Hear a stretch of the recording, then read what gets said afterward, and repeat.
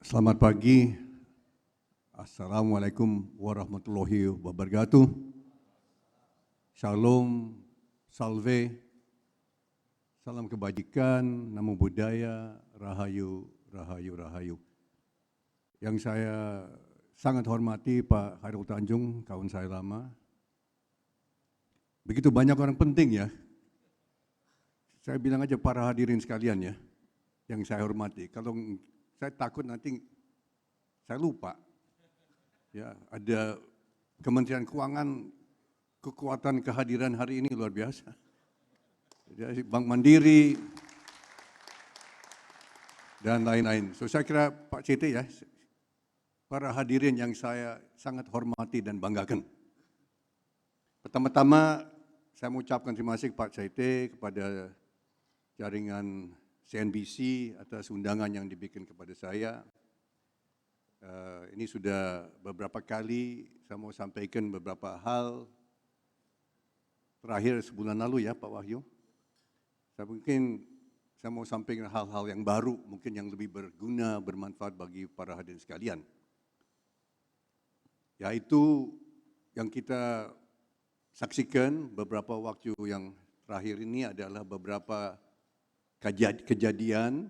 Yang pertama, kehadiran dari lembaga yang namanya Danantara.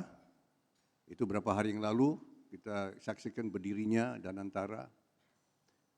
Saya bisa bersaksi bahwa berdirinya Danantara ini sebetulnya bagi Pak Prabowo sangat emosional. Kejadian emosional bagi beliau, bagi saya juga. Karena sesungguhnya Danantara ini adalah gagasan dari orang tua kami. 40 tahun lalu, tahun 80-an, terus 90-an. Sayangnya waktu itu pemerintah yang berkuasa belum begitu berkenan dengan gagasan orang tua kami. Tapi saya kira mungkin Tuhan yang tahu ya, yang terbaik untuk kita semua. 40 tahun kemudian anaknya, putranya Profesor Sumitro diberikan mandat oleh rakyat Indonesia dan diberikan kesempatan untuk mewujudkan cita-cita, impian dari orang tua kami. Dan Pak Prabowo emosional, dia emosional. Saya juga emosional. Kita diberikan kesempatan oleh Tuhan Yang Maha Kuasa untuk betul-betul berbuat yang menurut orang tua kami salah satu solusi untuk menanggulangi, mengentaskan kemiskinan, juga ketidakadilan yang dialami oleh sebagian dari rakyat Indonesia. So ini yang terjadi setelah saya ketemu dengan Pak Wahyu terakhir, kehadiran dari Danantara.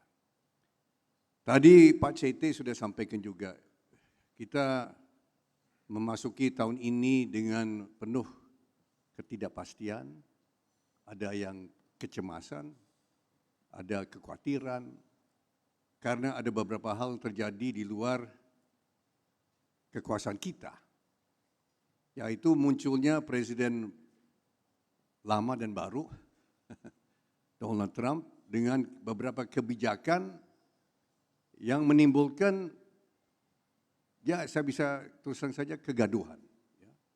Kegaduhan bukan untuk dunia, tapi juga untuk rakyat Amerika. Ya,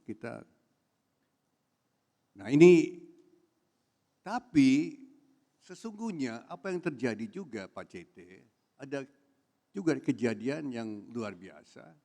Ada kemungkinan besar bahwa perang di Ukraina akan berakhir dalam waktu singkat.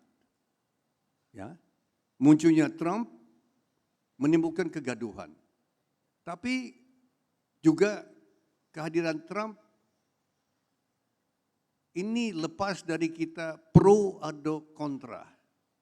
Ya, ini lepas dari kita pro atau kontra Ukraina atau pro atau kontra Ukraina, tapi realita yang mungkin akan terjadi, whether we like it or not, mungkin ada situasi damai. Nah, kalau nanti situasi damai, banyak akan terjadi perubahan. Banyak perubahan. Dan itu akan nanti dialami kesempatan kepada perusahaan-perusahaan dari Indonesia dan juga perusahaan-perusahaan barat, dunia usaha. Ancaman dari perang dunia ketiga mungkin akan berkurang. Ancaman perang nuklir jelas akan berkurang. Ini lepas kalau tidak suka atau tidak suka Rusia atau Ukraina. Ini realita. Nah, kembali ke tema Pak Wahyu, ya, riding the wave of 8% economic expansion. Saya mau koreksi sedikit tadi. Ya, tadi yang disebut pertumbuhan ekonomi mencapai sampai dengan 8%.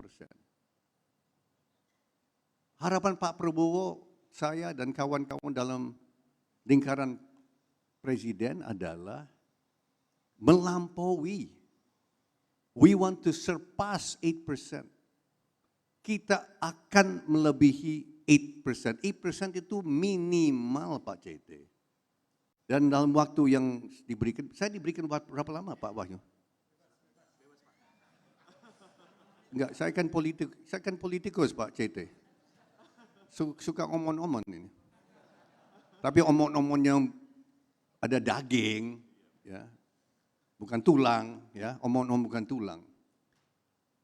8% ini minimal. Dan saya semakin yakin sudah 4 bulan ya, hampir 4 bulan pemerintahan Prabowo Gibran.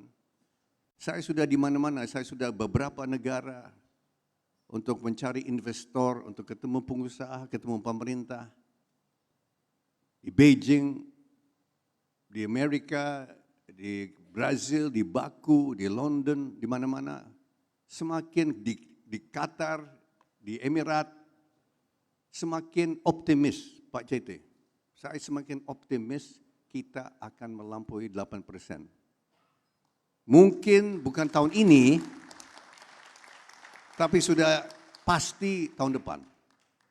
Dan selanjutnya 8%. Kenapa? Ini beberapa hal. Yang pertama ada program-program baru yang belum di dalam program pemerintahan yang sebelumnya. Yang pertama, makanan bergizi gratis. Ya. Saya bisa bicara berjam-jam untuk mengenai program makanan bergizi gratis. Namun, ya kenapa itu dimulai, itu ide Pak Prabowo 18 tahun yang lalu. Dia mencetuskan ide ke saya untuk makan gratis, itu 18 tahun lalu. Karena dia lihat stunting. Waktu itu 30%. Stunting tahun ini 25%. Hanya berkurang 5% dalam 18 tahun. Tapi itu oke, itu topik lain. Ini topik hari ini ya Pak CT, ini economic expansion ya. Nah, salah satu penyebab bahwa kita akan menuju dan melampaui 8% adalah makanan bergizi gratis. Mungkin kawan-kawan dari Kementerian Keuangan akan nanti bisa jelaskan. Hanya saja bahwa dengan ditambah 100 triliun rupiah dari realokasi anggaran yang tadi disebut penghematan, pemangkasan ini dan itu yang menimbulkan banyak salah pengertian sehingga ada sebagian mahasiswa turun ke jalan teriak-teriak Indonesia gelap, tapi sepertinya tidak mengerti dan mungkin belum diberikan penjelasan bahwa yang 306 triliun rupiah yang terjadi dari penghematan itu bukan pengurangan. Itu tidak berarti bahwa anggaran dikurangi. Bukan. Itu ada realokasi dari program-program yang dinilai tidak perlu, yang dulu saya bilang konyol ya, berapa minggu lalu ya Pak Wahyu, dapat perhatian dari banyak netizen. program konyol, dari program-program yang tidak perlu, itu nanti akan reallocate ke program-program yang perlu. Antara lain, makanan bergizi gratis. Dan sudah ditetapkan 171 triliun rupiah untuk makanan bergizi gratis, dan menurut kawan-kawan di Bappenas, ini akan menambah pertumbuhan ekonomi dari tadinya 0,83%, yaitu 71 triliun, akan menambah jadi 1,99%. Pertumbuhan, penambahan, itu sudah 2%. Dan Pak Prabowo bertekad untuk menambah lagi.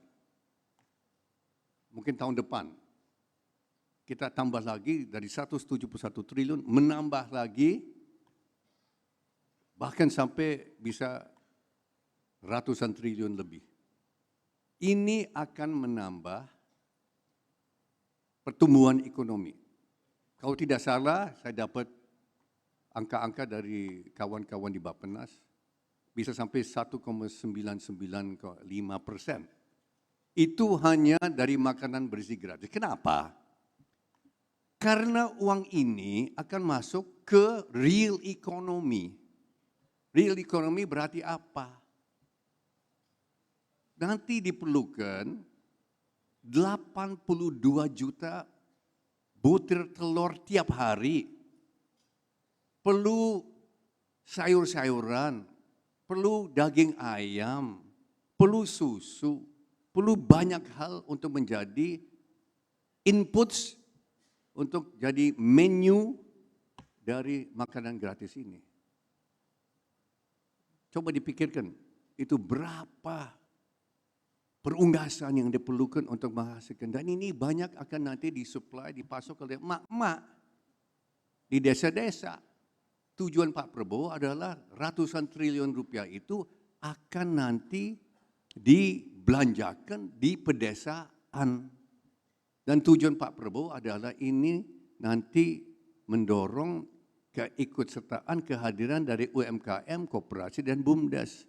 Bukan dari konglomerat seperti saya atau Pak CT.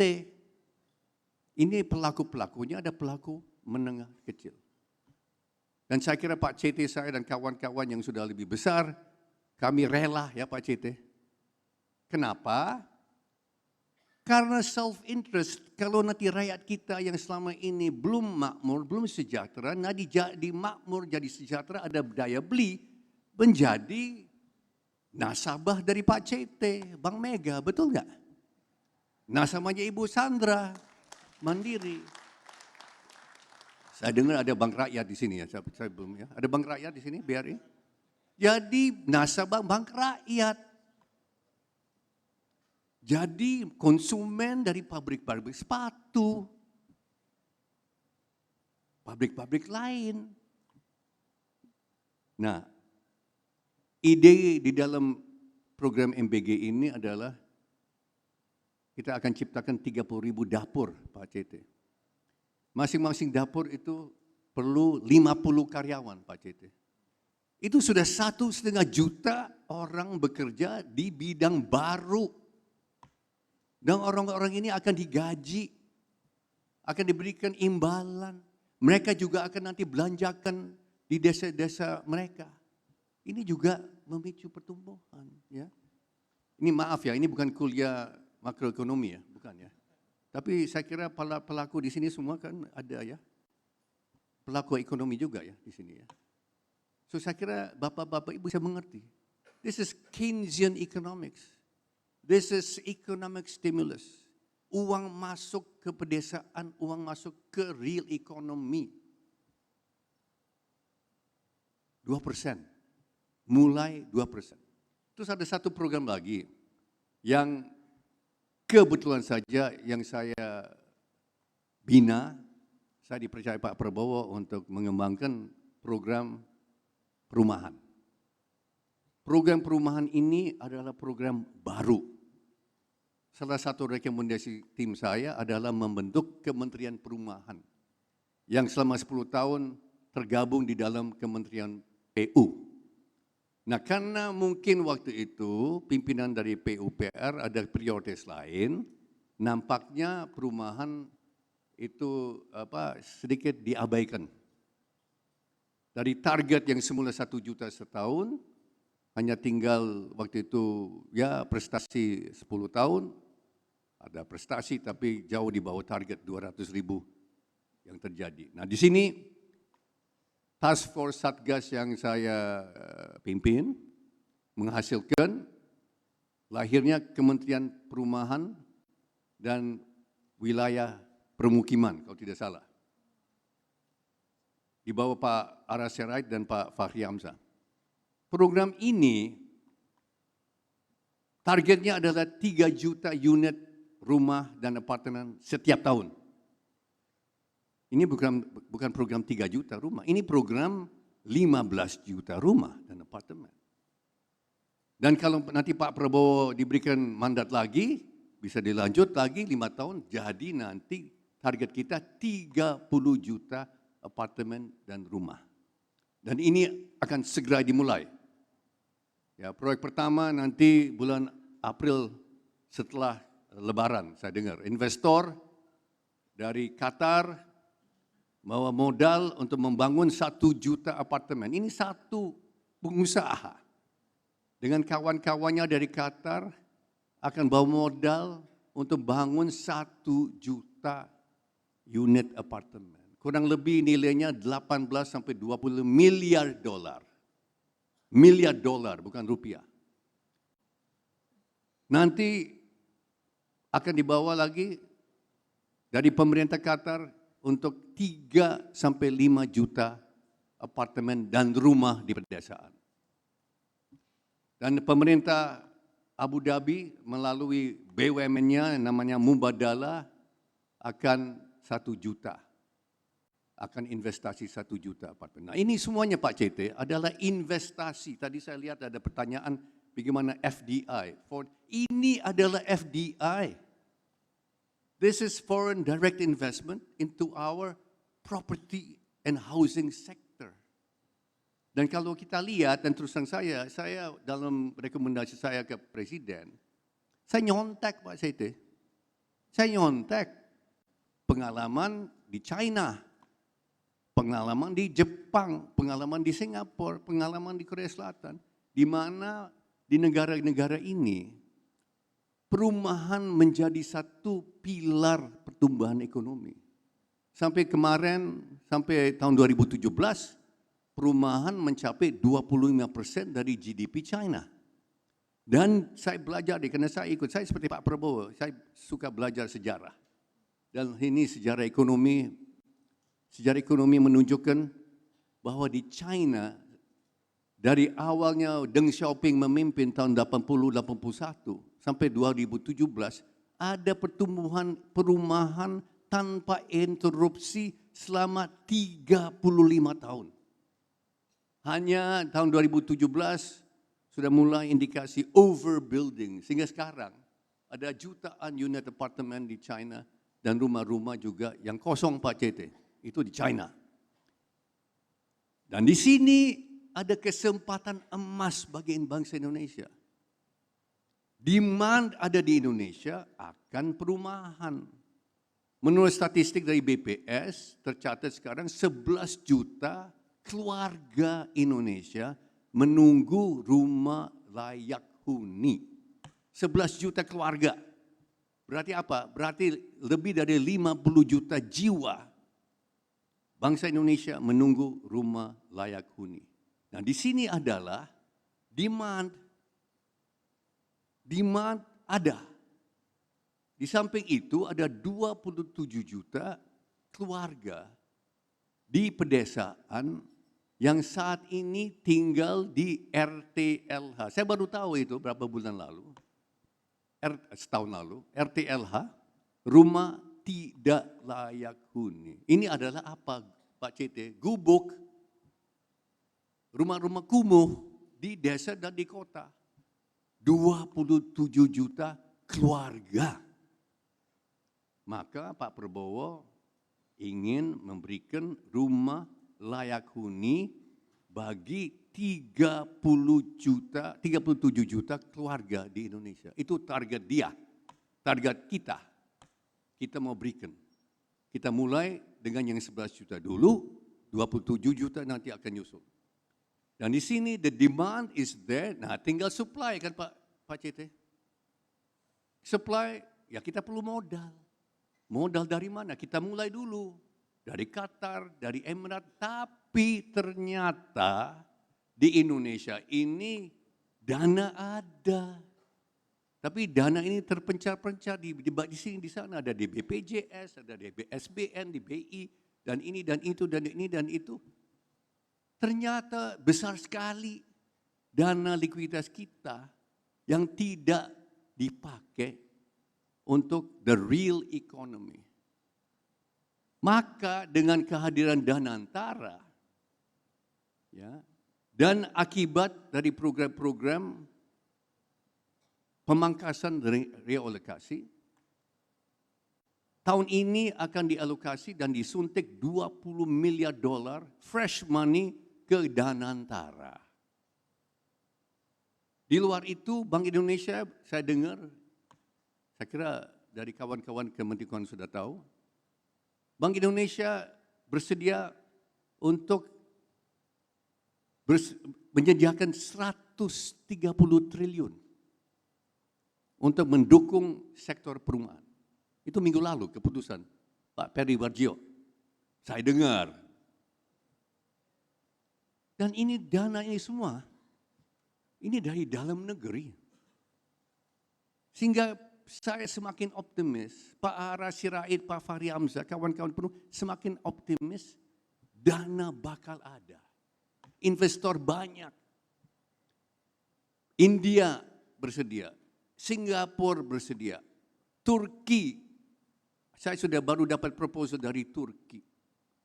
Banyak yang bersedia untuk berikan modal untuk membiayai. So the demand is there, the supply is there. Dan sektor perumahan ada hubungan dengan 185 sektor di sektor ekonomi. 185, termasuk semen. Kalau tidak salah ada Asosiasi Semen atau Dirut Semen Indonesia, ada? Ada ya? Tidak ada. Dirut Semen Indonesia waktu itu hadir di acara lama Pak Sete. Kan duduk sama kita waktu itu. Dia katakan, dia sudah prediksi dengan 3 juta rumah dan apartemen setiap tahun, peningkatan konsumsi semen itu adalah 15 juta ton setiap tahun. Industri semen saat ini lagi lesu. Dari kapasitas produksi 120 juta, hanya terjual 60 juta. 50% capacity. Tapi dengan program perumahan, bakal nanti bertambah 15 juta ton semen. Itu hanya satu bidang saja. Terus besi baja, perlu tambahan 3 juta ton besi baja. Terus perlu apa? Kawat listrik, kabel, ini dan itu. Coba bayangkan industri mebel. 3 juta unit apartemen dan rumah memerlukan 12 sampai 15 juta tempat tidur. Pak CT. Berapa kursi? Mungkin 3 juta televisi. Mungkin 3 juta kulkas. Mungkin lebih, di rumah saya ada 3 kulkas. Dan sebagainya, dan sebagainya. Saya kira bapak-bapak, ibu-bapak hari bisa mengerti kan. The multiplier effect will be enormous. Dan pelaku-pelaku usaha ada 185 yang ada kaitan. Program perumahan di pedesaan, kita mau bangun rumah-rumah di 75.000 desa. Target kita 25 rumah setiap tahun. 75.000. Itu adalah 2.250.000 rumah di pedesaan. Banyak itu berupa renovasi rumah Pak CT. Karena banyak petani dan nelayan kita punya lahan. Tapi di atas lahan itu gubuk. Tidak ada running water, tidak ada listrik, tidak apalagi internet. Lantai-lantai itu berupa tanah. Ini nanti supplier tackle, supplier pipa air, supplier listrik, supplier apa, bolam-bolam itu. Bapak, Ibu bisa mengerti. Ini akan, dan kita sudah hitung, saya konsultasi dengan beberapa konsultan asing, mereka perkirakan ini bisa tumbuh 2-3%. 2-3% per tahun. Bapak-bapak, ibu-ibu, dari makanan gratis dan dari perumahan kita sudah lihat bisa tambah 4% dari yang prediksi sekarang ini. Kalau nggak salah prediksi tahun ini 5,3 ya. 5,3 ya Pak Anggito. Dengan makanan gratis dan perumahan bisa tambah 4%, bisa 9,3%. Tapi oke lah, kita pangkas lagi. Jangan terlalu optimis. Too good to be true, Hashim. Too good everybody. No, it's not. It's realistic. Tapi oke. Oke, itu sudah 8%. Ya nggak usah sebut 9%. Ini sebelum yang lain-lain. Ini sebelum proyek-proyek yang Pak Prabowo sebut kemarin, Pak CT di Istana, dari 20 miliar dolar, dia mau mulai 15 proyek mega proyek. 15. Termasuk bagian dari hilirisasi. Kalau asing tidak mau, kita yang bangun smelter aluminium. Kalau asing tidak mau, kita yang bangun kilang. Kalau asing tidak mau, kita yang bangun boksit, alumina dan sebagainya. Kita undang asing, tapi jangan terlalu tergantung. Kita undang supaya melengkapi, menambah. Nah, dari situ, mungkin tahun ini terlalu dini karena perlu perencanaan yang mantap, planning. The problem di Indonesia kan selalu execution kan. Execution, di mana-mana execution. Ya, the proof of the pudding is in the execution. Tapi dari proyek-proyek ini kan bisa tambah. Ada ahli yang bilang 1%. Itu sudah 9-10%. Terus ada program kawasan pangan, food estate. Ya. Terus ada internet connectivity. Internet connectivity menurut McKinsey, kalau kita bisa menyediakan internet connectivity yang murah dan affordable untuk setiap 10% populasi Indonesia, ekonomi kita bisa bertambah 0,7 sampai 1,3% per tahun. Itu McKinsey yang menghitung. Oke, katakanlah 1%. Itu sudah 10 sampai 11%. Ya. So ini adalah kesempatan bagi kita. Saya semakin optimis. Kalau ada yang mau debat mengenai angka, kita debat, ya. Tapi kita semakin optimis dan ini Pak CT, Pak Wahyu, ini adalah kesempatan diberikan dengan demand yang timbul di dalam negeri. Tidak terdampak tarif. Kalau Amerika mau pasang tarif 25%, 100%, 200%, kita sektor perumahan, ya, sektor makanan, pangan, makanan gerai tidak terdampak, tidak ngaruh. We're free of the influences of tarif-tarif. Karena ini domestic consumption, domestic demand, bukan foreign demand. Ya. So ini dalam waktu singkat ya, saya bisa berjam-jam debat karena saya semangat. Karena ya kalau bidang saya Pak, saya mau semuanya di dalam negeri, saya tidak invest di luar negeri. Karena saya lihat di Indonesia, this is the place. This.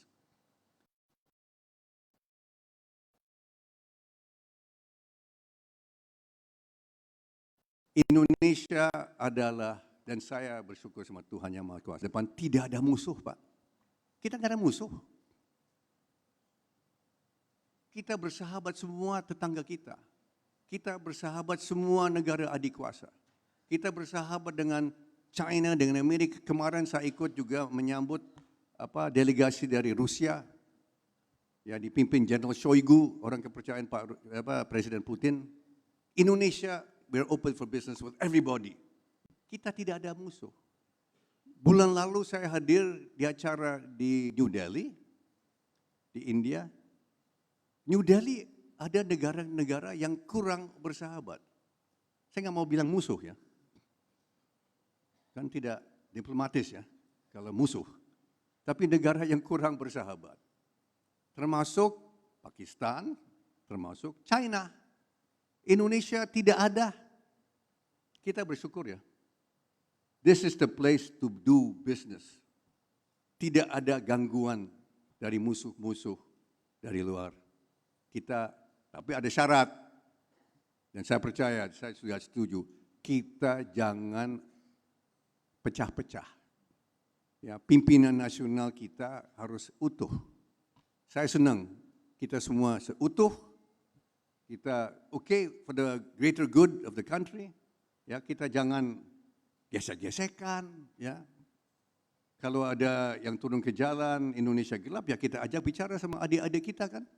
Karena mereka banyak turun ke jalan karena salah pengertian. Tidak ada pengemotongan, penghapusan beasiswa, tidak ada itu. Pak Prabowo sudah bilang semua program beasiswa tetap utuh dan tetap berlanjut, tidak ada pengurangan. Tapi ada pihak-pihak yang tidak suka Indonesia makmur. Ada yang tidak suka pemerintah yang berhasil. Maka mereka sebarluaskan Pak Wahyu, disinformation, fake news, bahwa mahasiswa nanti dipotong beasiswanya. Ada kan? Saya baca itu, ada kan? Oh, Prabowo akan kurangi beasiswa. Tidak benar, semua beasiswa itu tetap utuh dan tetap jalan. Maka ada pergantian di Kementerian Pendidikan Tinggi, Sains dan Teknologi. Ada pergantian. Pendidikan merupakan salah satu sektor yang paling penting bagi pemerintah Prabowo Gibran. Saya kira demikian ya Pak Wahyu, sudah cukup. Ya. Dan kalau ada pertanyaan Q&A, saya persilakan. Terima kasih.